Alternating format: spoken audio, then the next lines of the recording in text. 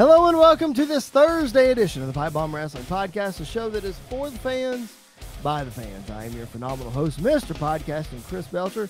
You can follow me at Chris Belcher24 on Facebook, Twitter, and Instagram. The show is at PBW Podcast on those platforms as well. So make sure you give us a follow. Make sure you are subscribing wherever you find your podcast.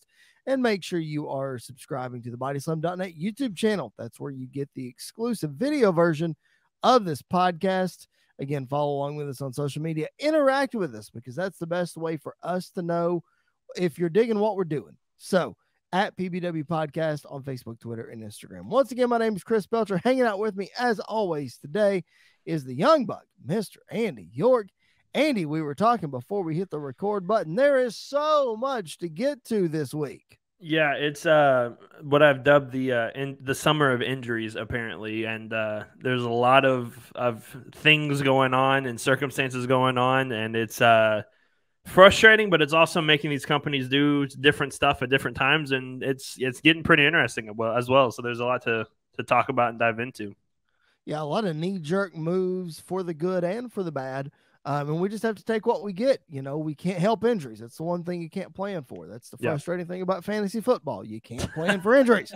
But anyway, guess it's the frustrating part about wrestling too. Anyway, that's beside the point. So, man, let's get into it. Before we do, speaking of injuries, you called it. I mean, AEW and WWE aren't the only ones that are dealing with injuries. Shout out to our boy Matt Cardona, who had surgery to repair his torn bicep this week.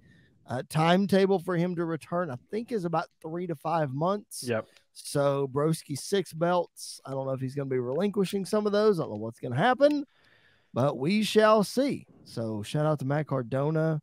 He's still making the rounds. If you look on the internet, he made an appearance at GCW last weekend. He's scheduled for the NWA show in Knoxville this weekend. So, and we'll see what happens. We'll see. Well, boys making the rounds though.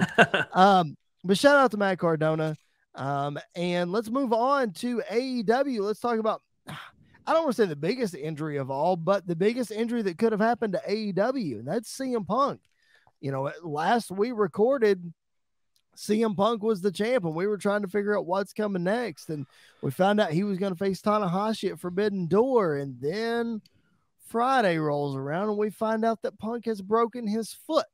Yeah. And then we get into this situation. Okay, before I get into the situation, your initial reaction. We were texting before it happened, and you heard the promo. What was your initial reaction? So, first off, I was kind of confused because Jericho was saying on commentary that he was having to relinquish the title, and then Jericho quickly went on Twitter and was like, "Nope, he's not relinquishing. That was my fault, whatever." It sucks for him and for the fans because Punk has been a big part of AEW last year. He obviously was the one guy everybody was waiting to return into pro wrestling. He's finally back in pro wrestling. He's now the champion, and he got injured. It kind of feels, at first it felt like the whole Finn Balor situation after SummerSlam a couple years ago when he won the Universal title but had to relinquish it due to injury. And I hate it for Punk because he's busted his butt and he's put in the work to get to that point, to become champion. He wasn't just handed this opportunity, but he actually worked his way to that opportunity.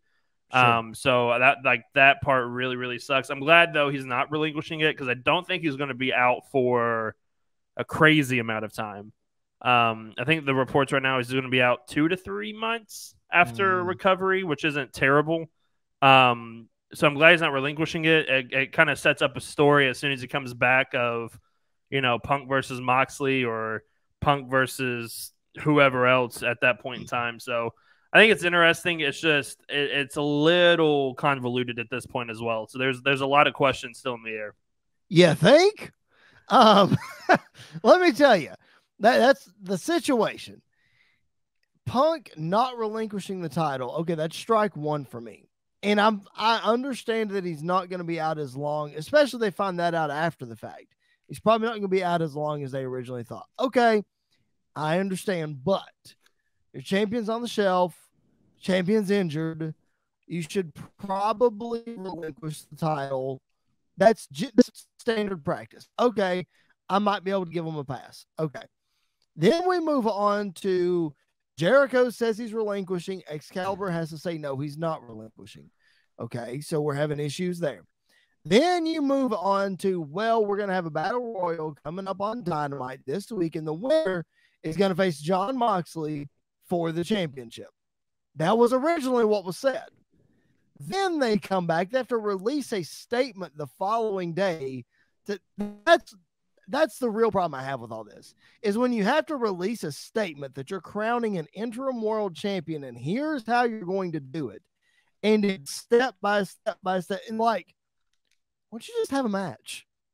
If you're going to crown an interim world champion, why don't you just have the match? But instead, now we're not facing Moxley for the belt. We're facing Moxley for a chance to go face two people, you know, in a match at New Japan. Whoever wins that, then they're facing it Forbidden Door. It just, Andy, it's way more complicated than it needs to be. That's my problem with it.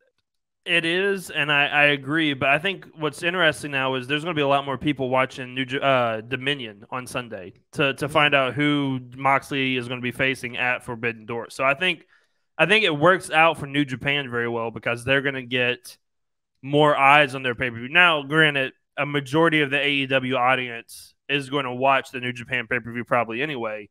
Sure. But like, I know I'm tuning in now to watch it for sure to see what's going to happen, who's going to go into Forbidden Door and face Jon Moxley. So I think that it's beneficial for New Japan, and I think it would have worked better if they would have come up with the plan a little sooner. I understand injuries happen, and if you want to get ahead of things, you got to jump on it pretty quickly, and maybe they didn't have all the details fully fleshed out until like halfway through the show, which I fully understand because that can happen.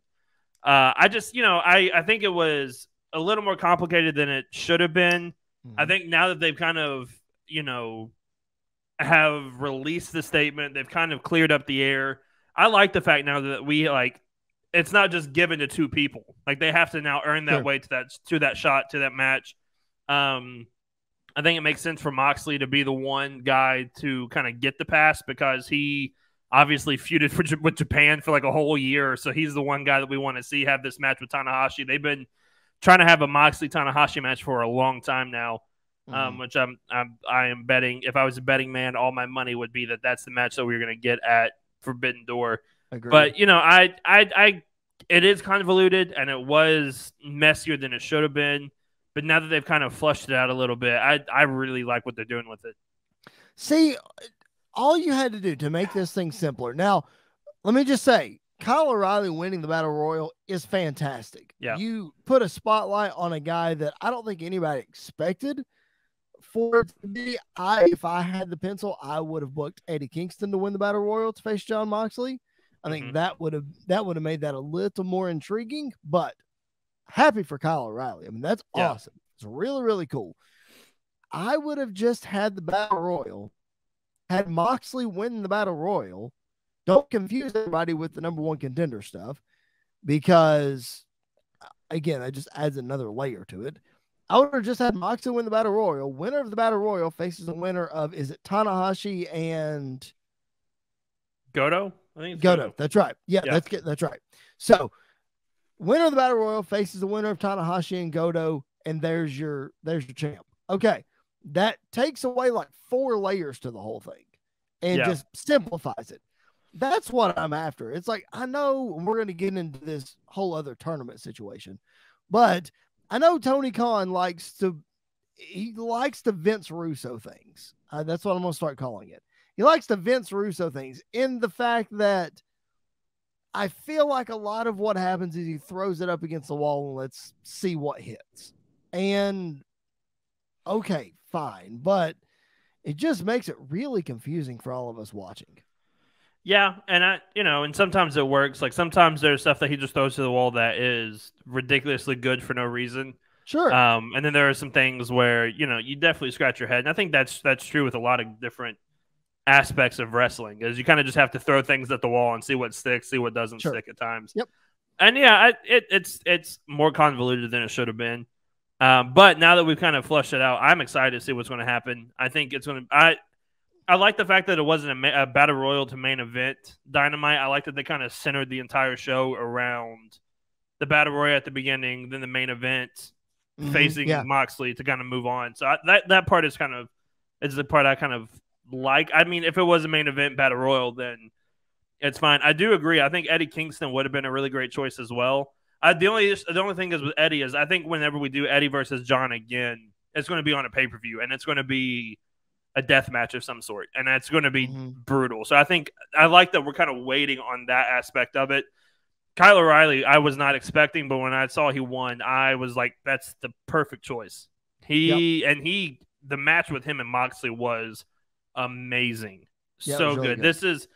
This is what Kyle O'Reilly should have been as a solo competitor in NXT, is what we have now in AEW. And so I really enjoy what they're doing with him right now. I'm glad Moxley won because Moxley Tanahashi is going to be a really good match. If we can't do Punk Tanahashi, Moxley Tanahashi is a really good second choice. So I'm excited to see where that's going to go. And then, I mean, we've talked I think we even talked about it last week when we were talking about Punk and who his next challenger was going to be, about when we're finally going to get a 2-time AEW champion. Yep. I think we're headed that way.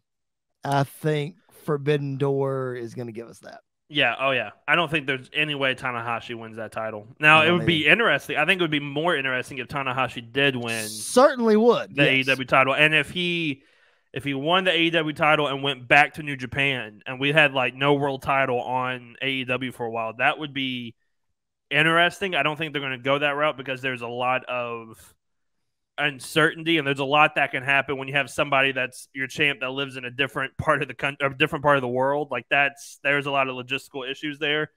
But man, it'd be something if when this day Punk comes back and is in the ring and then Tanahashi comes out with that title.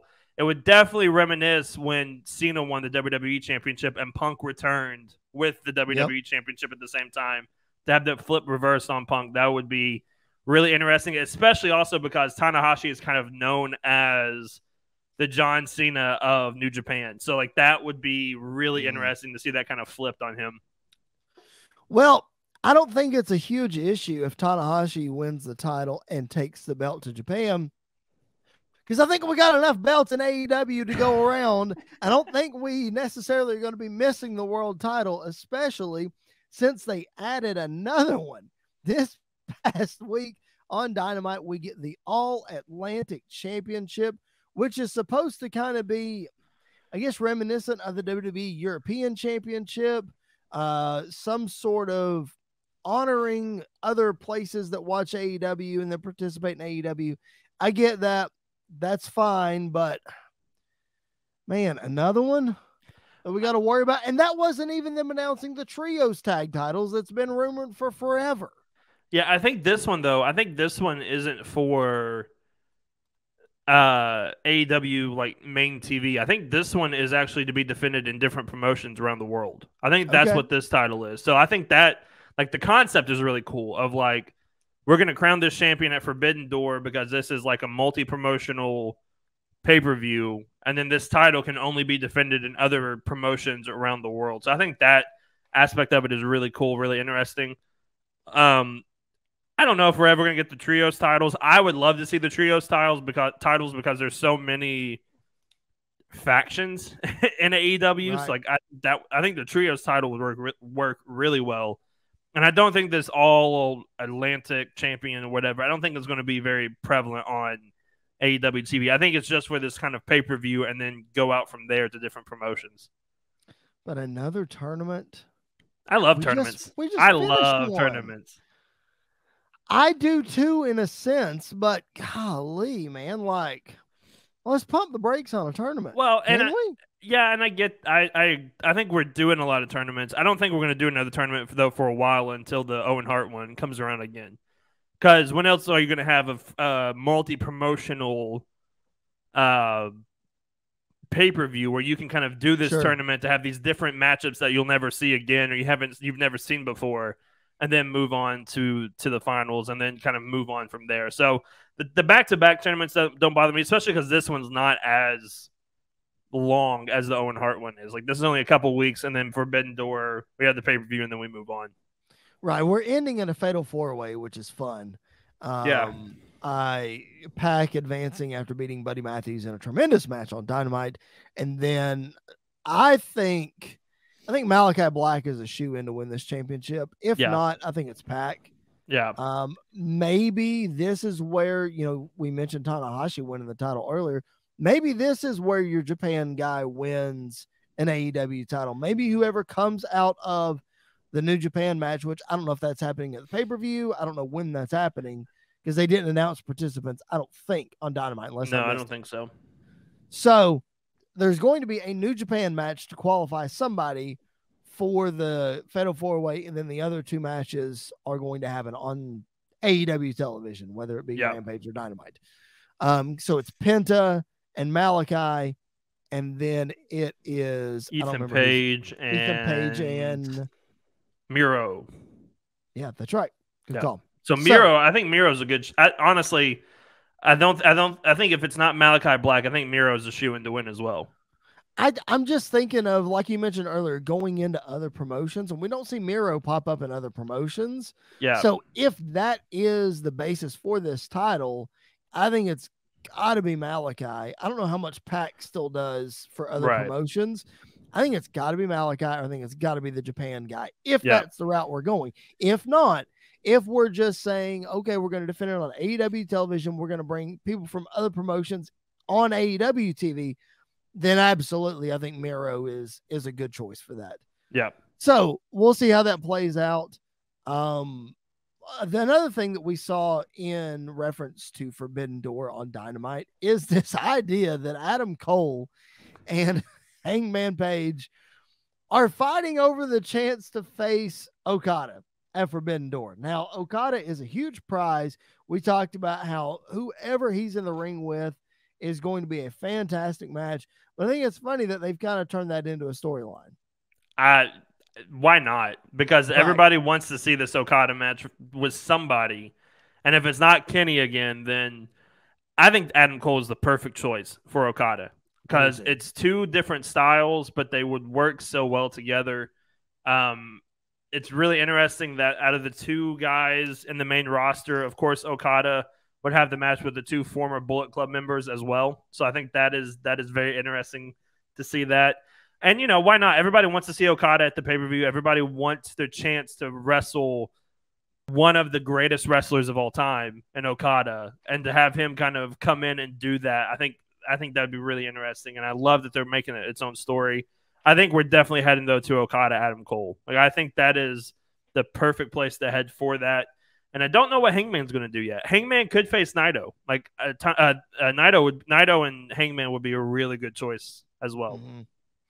Yeah, it'll be interesting. I just, like you said, I find it interesting that why not turn this into a storyline? Just another layer to the Adam Cole Hangman Page storyline. Yep. Of whatever that looks like, especially when Kenny Omega comes back, and it'll be interesting to see if he does come back. There's rumors floating around that he could be done for a while. I don't know. Yeah. But anyway, very interesting that's come up. Also very interesting to see the appearance of Will Ospreay last night on Dynamite, your favorite wrestler. But we had to know it was coming. We're doing this New Japan deal. Ospreay has to show up at some point.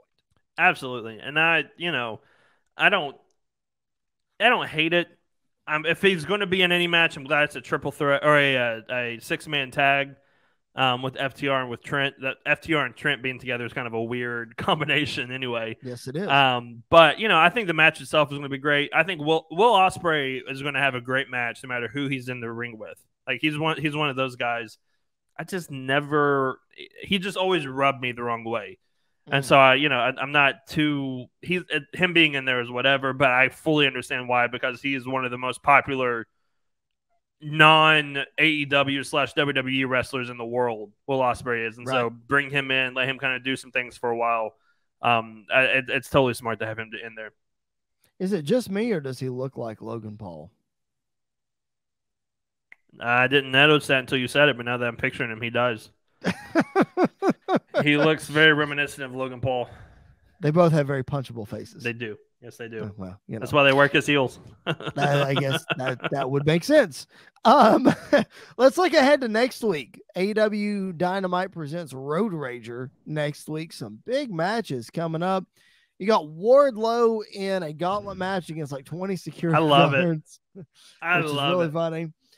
You've got Jericho and Ortiz. That's right. Yep. I couldn't remember if it was Santana or Ortiz. Jericho and Ortiz in a hair versus hair match.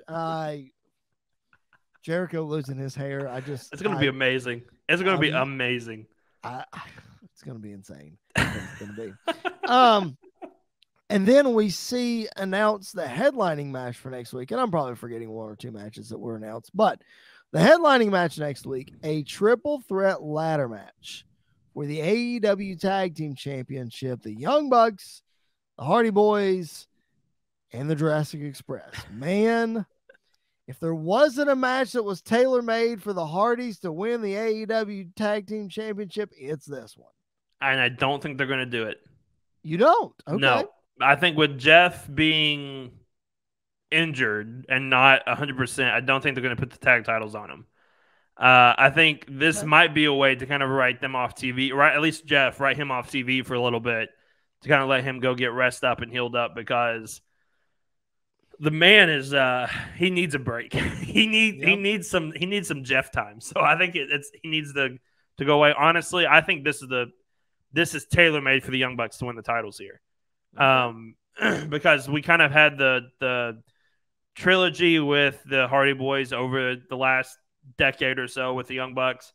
Let them win those titles. I have said it the last 2 times they have defended the titles, but I can almost guarantee you Jurassic Express is not winning this championship. Now that I said that, right, and now that I said that, they're probably going to win. But I really think this is the perfect opportunity to put the belts back on the Young Bucks. I think the Young Bucks having the tag titles is so interesting, and they do such a great job with it.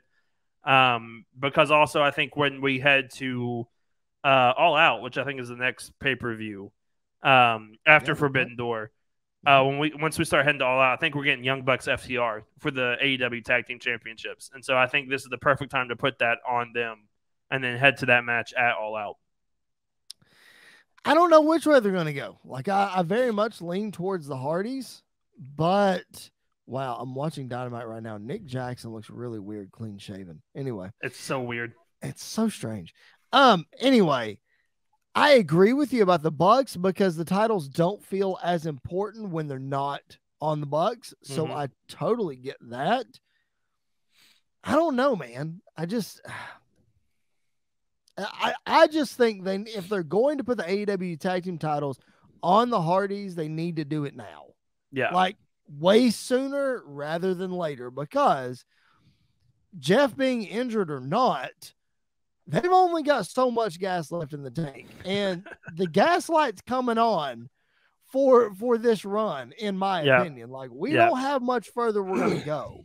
No. So I just don't think you can wait much longer to put the titles on them. Yeah, and I agree with that.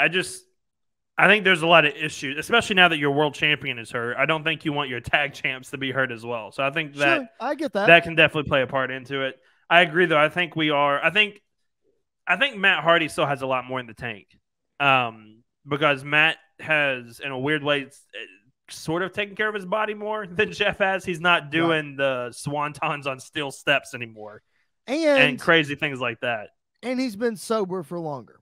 Right. And that does definitely play a massive part in all of this. So I think you're right. It's, if we're going to ever have the tag team championships on the Hardys, it's now. I don't know if we'll ever get to that point, though. I don't know if they're actually ever going to put the tag titles on the Hardy Boys. Well, I said the same thing about CM Punk in the world title, and I was proven wrong. So I don't know. I don't think they need them either. I'm just saying, if we're ever going to do it, now's the time. Do it now. Yeah, should probably do it now. All right, man. Anything else from AEW before we move on? Like, anything else that jumped out to you? Anything else you want to bring up or looking forward to? I'm glad Wardlow is going after the TNT Championship, and his reasoning for not being in the Battle Royal and things like that was really solid. Of like, Yep. I want to beat Punk. I don't want to be the interim champion. I want to beat and pin Punk. So I like that. I like that he's going after the TNT championship. I think that's a perfect spot for him right now. And then if we're getting Thunder Rosa versus Toni Storm for the AEW Women's Championship, it's going to be good. It's going to be very good. Yep. Here's my thing to add. Again, it would not be an episode of the Pipe Bomb Wrestling Podcast if we didn't crap on commentary in AEW. So here we go. Leave JR Did you alone. know? I can't. He says stupid stuff all the time. He does. For example, in the Battle Royal, Lance Archer is dominating.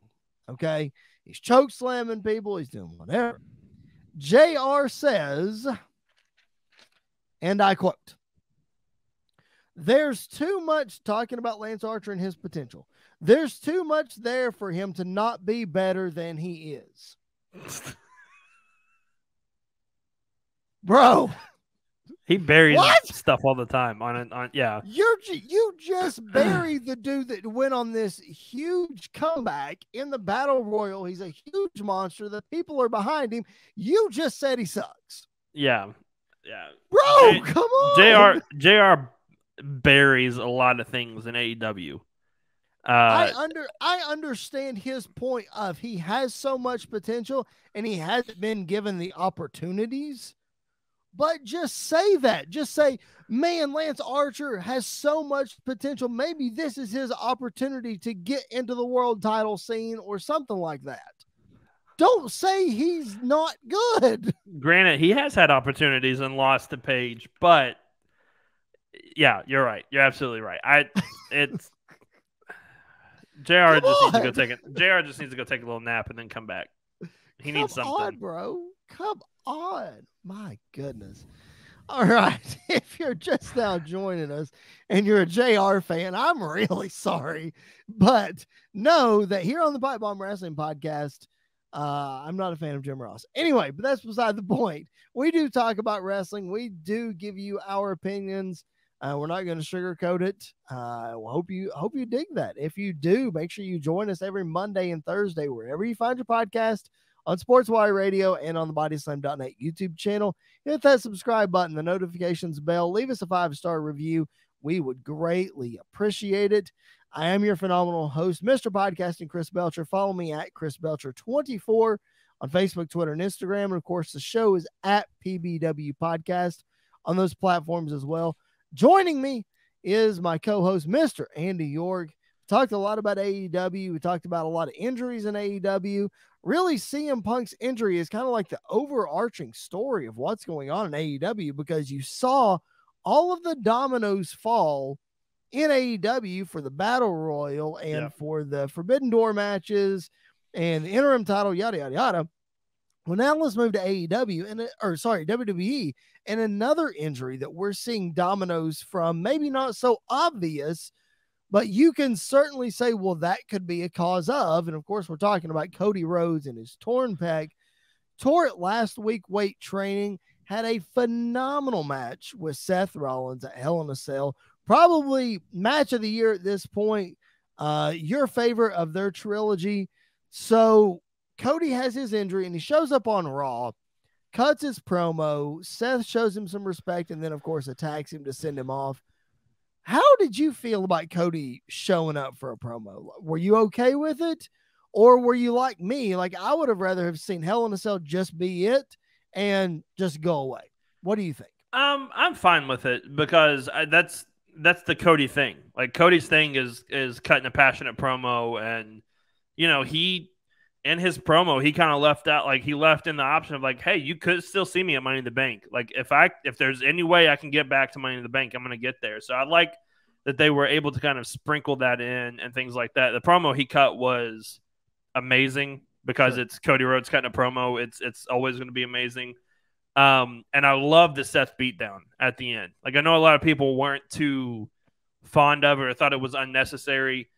It reminded me, in a backwards way, of Tommaso Ciampa all over again. Of you have this recollection, like where you come together with Johnny one more time and then you beat the crap out of him. So like I like that we kind of went that way.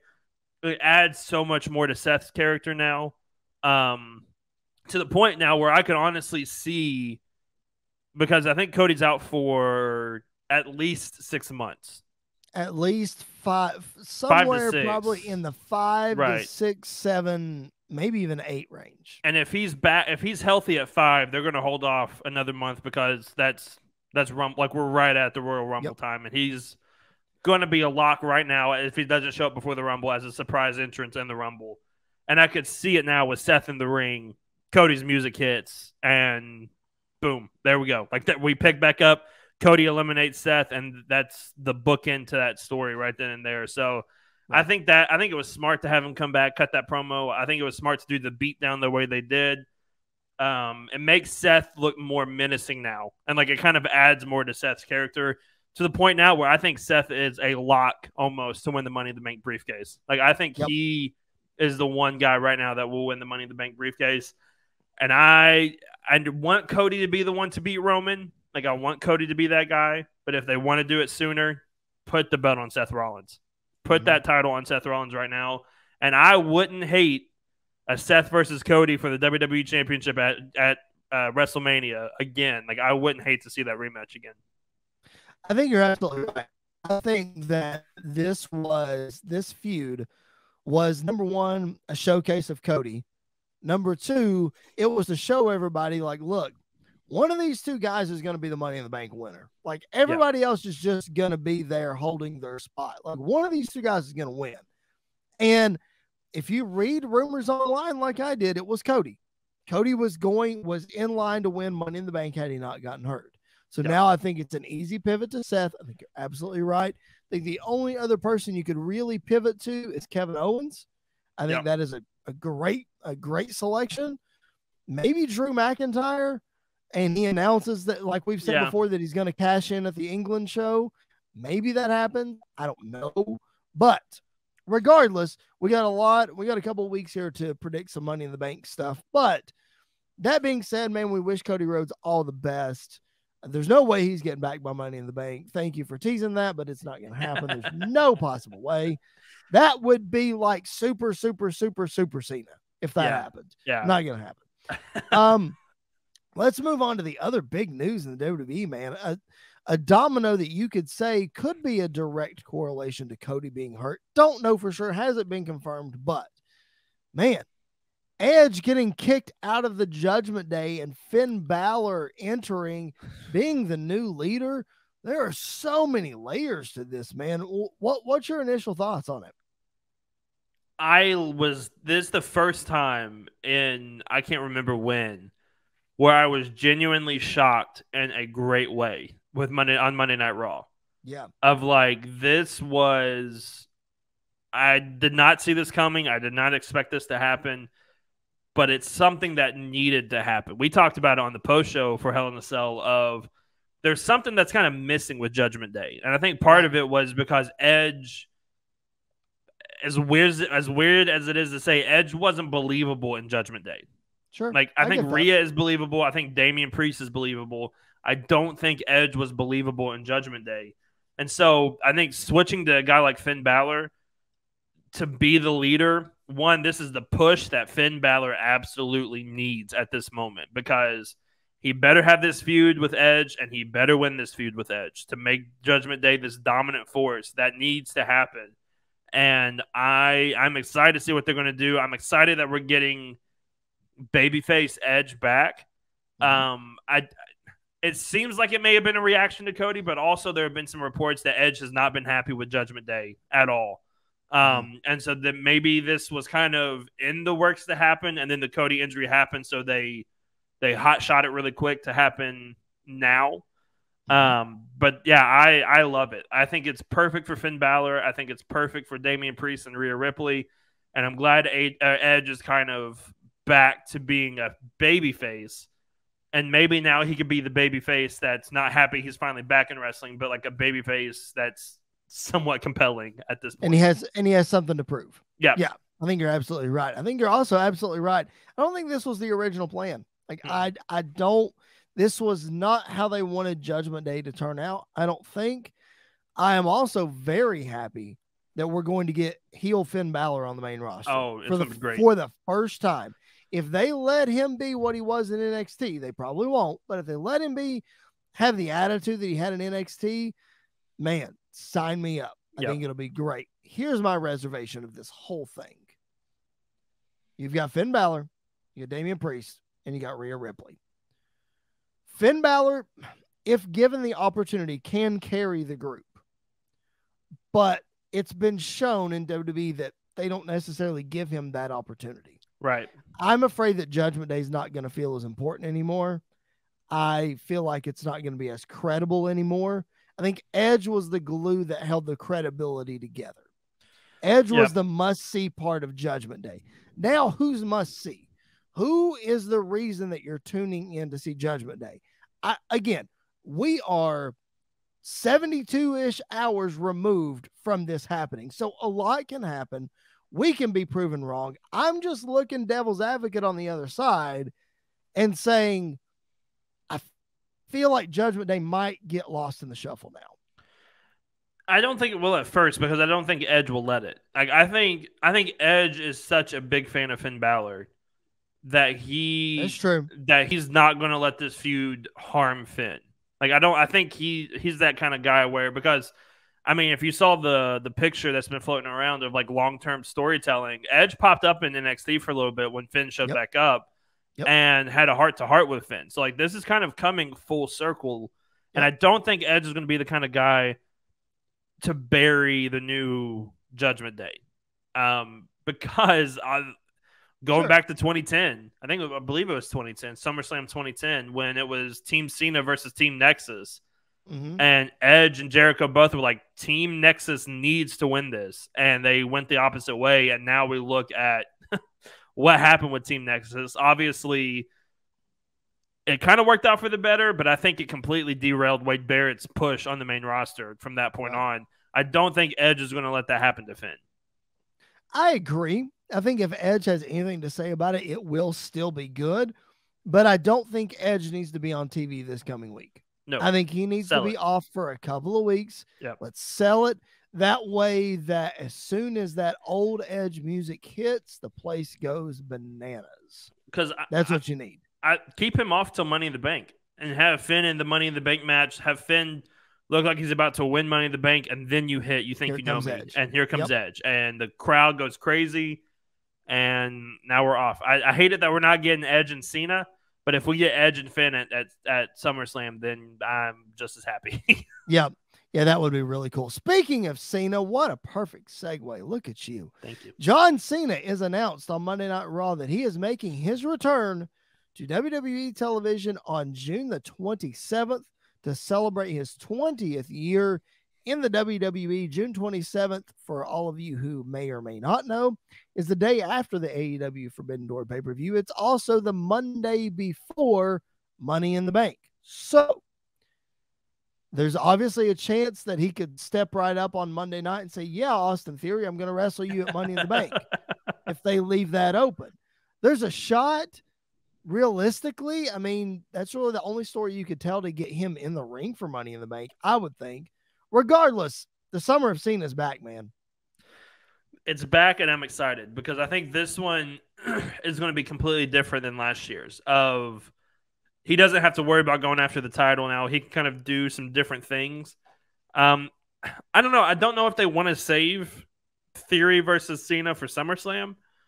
I could honestly see Theory losing the title to Cena at Money in the Bank and then maybe winning it back at SummerSlam, or maybe Cena faces someone else at SummerSlam for the U.S. title. I would love it if they brought back Cena versus Owens once again for the U.S. title, kind of call back that feud, have Kevin Owens go over once again at SummerSlam to win the U.S. championship. I think that would be a really interesting way to go with that.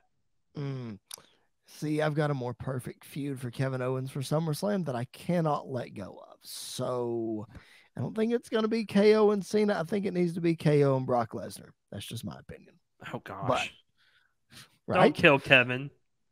He wouldn't kill him. Kevin's been beat enough. He needs to get some wins back at this point. Could you imagine, shout out to Jason Bakowitz for this creative. This is not coming from my brain, but could you imagine the promos of Kevin Owens and Brock Lesnar, and Kevin Owens, what he's been doing with Ezekiel, talking about how he's a liar, how he calls out Brock Lesnar for not being a real cowboy. Could you imagine what that would be? Kevin Owens coming out in the fringe pants and a cowboy hat himself. I mean, come on, bro. That's comedy gold. I agree. It is. I just don't want Kevin Owens to be the new comedy guy all the time. Like, He's so good at he is. He's so good. And I think you can be the comedy guy, but also be a viable contender for stuff. Sure you can. And because Jericho's that way. Jericho's a funny guy, but he's always been kind of in the mix. Right. KO Brock, I don't think that would work well for Kevin. I don't know how Brock would feel about it. I don't think it would work well for Kevin. I would much rather see Kevin versus Cena and do Brock versus Walter at SummerSlam, because two big meaty men throwing each other around, and let Brock go after the IC title. Like, that would be really interesting to see Brock going after one of those titles instead of the main title. See, I don't think Brock's going to do that. I know it makes sense, but Brock's all about that box office attraction, man. And I just don't think he's going to do it. Now, you could do Brock and Walter at the UK show. You could. That would bring in a lot of money, unless Brock won, and then Lord, he would be booed out of the building. Do you think Brock's going to go into that match and not win? It depends on where it's at, honestly. If it's in the UK, I don't care if it's in the UK, the US, Kentucky, Louisiana, it don't matter. Brock Lesnar is getting the 1, 2, 3 over Walter. It is absolutely, there's no way on planet Earth they would book that match and Brock would lose. Zero chance. I see, because I think they're trying to build up Walter. But they ain't going to let him beat Brock Lesnar. We said that about Drew, and Drew beat him. But look what they did with Drew. Right. Had there not been a pandemic, Drew would still be considered one of the number one guys in the company. Had there not been a pandemic. Is. Oh, I think he is too, but I'm saying I don't think a lot of people do. Yeah, probably. But I don't know. I think it would be really interesting. It'd be something different for Brock to do that. I think if it happens at SummerSlam, Brock wins. I think if it happens at the UK show, Walter has a better chance of winning, because that would be, I think that would be a good way to send the crowd home happy or whatever. But because there ain't no way Drew's beating Roman. So I don't think they want both UK guys to lose on the same show. So I think that would be kind of that way to go with it. But especially the first one in 35 years, they don't want to make the fans too mad, because UK fans are not as nice as American fans are at the time, and they let you know when you suck. That's true. We just went a long way around John Cena coming back. So John Cena's coming back, y'all. We'll see what happens. I mean, it's probably going to be Cena in theory at SummerSlam. That makes the most sense. It'll probably happen there. Like you said, though, we were kind of holding out for Cena and Edge. That'll probably happen now at Saudi or at the UK show, somewhere where they can do a babyface versus babyface match, and it's not that big of a deal. See, if Randy beats Roman at SummerSlam, which I am not putting it out of the realm of possibility because it's Randy Orton in a WWE Championship match, technically he would be a 16-time champion at that point, because he won 2 titles. So technically he would be a 16-time world champion as well. 16-time versus 16-time defending versus Cena at Saudi. You can't do better than that, really. So that's true. That's a possibility. That's very true. Where am I going next? Sorry. Kevin Owens. We mentioned Kevin Owens. This is where I wanted to go next. Man, this continuation of the Kevin Owens and Ezekiel story, we wondered where it was going to go next. Kevin Owens gets a pin at the pay-per-view. We wondered where it was going to go next. Man, how funny was it with Ezekiel admitting that he was Elias to get Kevin Owens to accept the match and be like, bro, I just pulled a you, man. I just pulled a you. It was hilarious. Yeah, really funny. It was very funny. We got to wrap this up sometime soon. I think it needs that wrap up before Money in the Bank, because I think Kevin Owens is going to be in the Money in the Bank ladder match, and I think if we stretch it out too far, it's going to go from being funny to, all right, let's move on from this now. And so we got to kind of wrap this up. I think it wraps up next week. I think Kevin Owens wins again, beats Ezekiel, and we move on. think you're probably right. All right. Let's talk about Becky Lynch for a minute. You immediately texted me on Monday. You're like, bro, I can't believe this is happening. Becky Lynch, 24/7 title. I watched it after the fact. It's not as bad as you made it sound. Defend your side of why you think it's bad, and then I'll see what I can do on the other side. So I get where they're coming from storyline-wise. I do. But let's put the title back on R-Truth for a second. Do you think Roman Reigns would ever go after the 24/7 championship? Ever? No. I don't think Becky should either. I think Becky is on that level with the women's division as Roman is. And I think it lowers her by putting her after the 24/7 title. I get what they're doing storyline-wise. I get why they're doing it.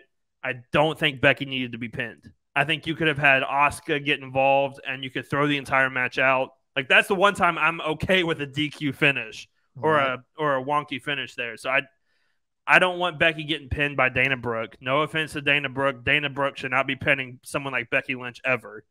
And so that was my whole issue with it, is I feel like Becky is starting to fall off a little bit.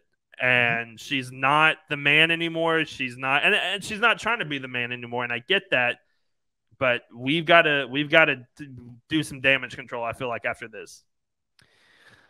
I'll give you two reasons. Number one, I'm talking about Becky falling off a little bit. We said the exact same thing about Seth Rollins when he started his turn. And Becky Lynch is just now kind of on her turn to finding this new character. So I think we need to give her a little bit. Once she finds it, we're talking about Seth Rollins being the best thing on the show right now. So give Becky Lynch a little bit of time. Let's get it, because she's only been doing this Lady Gaga type deal just for a little while. So yeah, I say give her a little bit of time and let's see what she comes up with.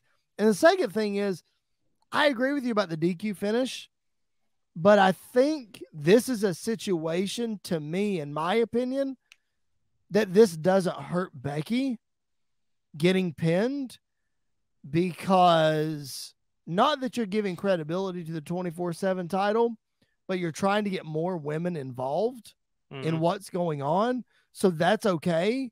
Scratch the 24/7 title. I don't care about that. Clearly nobody else does either. But the sole thing that saves this whole situation is that Asuka was involved. If Asuka hadn't been involved and it would have went down the way that it did, then we're going to be throwing stuff up against the wall and we're going to have problems. But Asuka being involved continues that story. Asuka costed her the match. Becky is spiraling because she had the match won at Hell in a Cell and she got thrown out of the ring.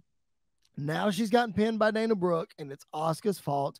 Asuka's come back. Asuka's ruined what Becky was trying to accomplish. So I think it's good storytelling, but I totally see where you're coming from. Is like, if 24/7 Dana Brooke and all that felt more important to begin with, then it might be okay to do this situation with Becky. So I agree. It's a little mismatched, but I think it's more to further the Becky story than it is to bring up the other side. Yeah, and I think it would have worked better if it was like the tag titles, like the women's tag team championships that happened. I would feel more comfortable about it. I feel like I don't think we would ever have Charlotte in this situation, in this scenario. Charlotte would never go after the 24/7 title or would want to even win it, or even, like, there are some titles that are below certain people. And the 24/7 title is a perfect example of that. And I don't think Becky should ever care about being 24/7 champion. I think she would care more about doing the Bobby Lashley route and stealing the fans' replica belt than win the 24/7 title. Which she did at WrestleMania 38 at the panel when we were there. I don't think it's about the 24/7 title. I know she said to put the title on the line, and I know that she weaved that in, but I don't think that's what it's about. I don't think she was chasing that title. I think it was just the heat of the moment, the frustration. Well, if I can't have this, I'm going to steal this. And it was just a matter of, I need something. I need to correct what's going on. I think it wasn't as much about the belt as it was that. Yeah, and I get it storyline wise, but still, I know. It's not one of those things like we talked about when Seth kind of started this new character. If Seth did the same thing, I think it would diminish. It would lower his character as well. And if we're trying to build up this new character for Becky, I get it. She's desperate. She wants to hold a title. She wants to be champion. She wants to do all these different things. I would much rather her go after the U.S. title from Austin Theory or something like that than try to go after the 24/7 title. The 24/7 title is such a joke that I don't want any of the main stars. I don't even want like a Baron Corbin going after the 24/7 title. So like I don't like the fact that they centered it around that. I get it storyline wise, but I feel like there was a better route we could have gone than to put her in the ring with the 24/7 champion. Probably was. I agree with that. Probably was. All right, man. Let's get ready to put a bow on this episode. Anything else from WWE that you want to cover? Anything else that we're missing? Stuff you're looking forward to? That kind of thing? Can we please get rid of the championship contenders match? Yes. Because it's awful. It's so stupid that you have to beat the champion to win the champion, like to earn the championship shot. Yes, like that to me makes no sense. You already seen the match. We've already seen Street Profits versus the Usos now. So like I get that, and you don't want to if you don't want to harm the Usos by having them lose, don't put them in the match in the first place and have them lose like that. Yep. That's so stupid. We haven't done that with Roman with the both titles. We haven't really done it with, why wasn't Bianca in the Fatal 4-Way to see who wins that? Like it's so convoluted when we start doing things like that, and it doesn't help anybody. It kind of hurts the champion. I agree. Yeah, like if you're having a championship contenders match, to me it's two people fighting and whoever wins gets a shot at it. Like that's the way to do it. Like I don't know. Yeah, I've always hated the championship contenders match, having the champion involved and all that. I think it's dumb. You could have the champion involved in the story, but don't have them in the match. That's dumb. Absolutely. Don't do that. Yeah, I think it's very stupid. All right. Before we sign off, a couple more things to hit. Always, we hand out our high spots and our turd sandwiches for the week. The highs and the lows of this week in the wrestling business. Andy, I'll start with you. What was your high spot of this week? The thing that you enjoyed the most or thought was executed the best? What you got? My high spot is the Pac Buddy Matthews match. That match was so good, and it would have been a cruiserweight match in WWE, but it was such a big deal, and it was such a good match. So I really, really enjoyed it. I thought it was really, really good too. Good showcase. That's the word. Showcase for those guys. Really, really especially good. Buddy Matthews. Yes. My high spot's also going to come from AEW, and it's what I mentioned earlier. Kyle O'Reilly winning the Battle Royal was just so dang out of nowhere. Yep. It was so cool. I'm not ready to jump on the Kyle O'Reilly singles bandwagon just yet, but I do like that he got his shot to shine and that he got a shot at Moxley, and they had a tremendous match. So just something different. I like that, and I can get behind that. It was really funny to see the crowd after he won, and just like sort of like the blank stares on their face of like, what just happened? Like Kyle O'Reilly, what just happened? You know what I mean? Because you could tell they all wanted Darby Allin to win, or they would have been okay with Andrade, or whatever. Right. Kyle O'Reilly. Okay. So I dig that. That was really, really cool. Turd sandwich. The worst thing that happened in the wrestling business this week. I've got two, and I just mentioned them both. The Usos losing via count out and Becky being involved in the 24/7 title. Both of those things were just stay away from them from now on. Let's find different ways to advance these stories other than have them lose or be in pointless matches. My turd sandwich this week is Marina Shafir. I knew once I saw that. I knew that was going to be it. Please get off television. It was better than the first match you had. Please get off television. Like, she is Omos level to me. Oh, she's not that bad. Go away. She's not that bad. Go away. She is not Omos levels of bad. She can at least do stuff. You're right. That's Jade Cargill. No, oh no. That's bad. I'm not a fan. Not a fan at all. I'm not a fan of Marina Shafir either. She's not Omos levels of bad. But I think so. She can actually move without making it look lunky. That's true. That's true. So, she can. Before we sign off, I forgot to do this at the top of the show, so we're going to do it here at the end of the show, so forgive me. But coming up this Monday, we talked about it on social media. We've teased it on social media. We've talked about it here. It is finally here this Monday, June the 13th, the very first edition of the PipeBomb Wrestling Federation, the PBWF fantasy booking show that Andy and I've got cooked up for you. We've been working on this for a long, long time now.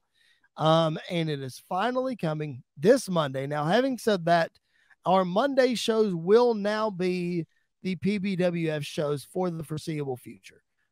Just because we tease 3 shows and that kind of thing. But for right now, I think we're just going to stick with this being the Monday show. And it's going to work out better for all of us. And then we'll see how that goes and we'll revisit it. And maybe we will add that in as an additional show and bring back what we normally do on Mondays.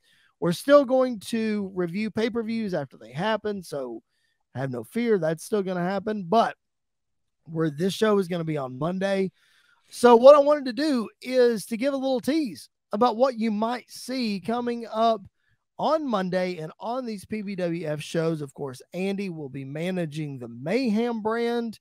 I will be representing the Revolution brand. It's going to be a very interesting fantasy booking situation. You've seen graphics online about some of the guys that are on our roster. If you haven't listened to the draft episode, go back and do that. You've got time. But Andy, give us a little preview about what we might see in week 1 of Mayhem. So in week 1, we are introducing our 16-man tournament to crown the first ever world champion at the first ever pay-per-view, as well as introducing the 8-woman tournament. I told you earlier I love tournaments, and you're going to see it in booking through the first month. But an 8-woman tournament to crown the first ever women's champion. And we're going to find out why and what Triple H's deal is in Mayhem. It's he's got some tricks up his sleeve for some stuff, so you're going to have to tune in to find out what that is. It's very, very interesting. Full disclosure, we have already recorded episode 1. It is in the can, and you guys are going to enjoy it. Let me just tell you. So from the Revolution side, as you all know, if you've listened to the draft episode, Stone Cold Steve Austin is running the ship. And if you watched Monday Night Raw in the Ruthless Aggression era, you know that anything and everything happened when Austin was running the ship. So you should fully expect that on Revolution. Roman Reigns was the #1 draft pick for Revolution. So if you know anything about his attitude right now, he's going to be bringing that sort of title, so to speak, as the #1 pick to Revolution. He's going to try to pull some rank there, so we'll see how that works out. And then, of course, you can't ever forget about, especially pulling rank in a veteran, Chris Jericho, what kind of impact he is going to make on the Revolution brand. Yeah, we'll see what kind of tricks he has up his sleeve. That and so much more. There's going to be a tag team battle royal happening in a couple of weeks to crown our first tag team champions. So lots of good stuff coming on both Mayhem and Revolution. Hope you guys enjoy it. I know Andy had a great show for Mayhem. I was very much intrigued, and Revolution was a lot of fun. It was very good. Let me just say that it's 2 good opening shows that set up what we're gonna do, and kind of 2 different styles of pro wrestling happening at once. So, you know, if you like real wrestling, no, I'm just playing. If you like pro wrestling, probably you'll like my side. If you like wrestling with your entertainment, you'll probably like Chris' side. We're gonna have mixes of both. It's gonna be mixes of both, but it's gonna be a lot of fun. Sure we are. It's gonna be a lot of fun. That's for sure. You can definitely see the AEW coming out on one side and the WWE coming out on the other side, but that's okay. That's no problem. Like Andy said, there's gonna be weaving in and out of that. It's gonna be a lot of fun, but I encourage you guys to check it out. Monday, June the 13th, the first edition of PBWF Mayhem versus Revolution. It's a lot of fun. No, we're not booking. I thought about this earlier. No, we're not booking our shows against one another, but it is two brands under the PBWF banner happening at the same time. Very reminiscent of Raw and SmackDown, that kind of thing. So check it out. It's going to be a lot of fun. At PBW Podcast is where you can keep up to date on all of that information on that show, on the Thursday show, and everything in between. Follow along, interact with us, give us some feedback. We want to know what you think. We want to know if you're digging what we're doing. We want to talk about what you want to hear about. So, feedback at PBW Podcast. Andy is at Andy_PBWP. I'm at Chris Belcher 24. Give us a follow as well. Subscribe to the BodySlam.net YouTube channel. Subscribe to us wherever you find your podcast. Audio version, that's Google Podcasts, Spotify, Apple Podcasts, wherever, we're there. All right? Give us a 5-star review. We would appreciate it very, very much. All right, that is going to do it for this edition of the PipeBomb Wrestling Podcast from Mr. Andy York. My name is Chris Belcher. Thanks for hanging out with us. We will catch you guys down the road.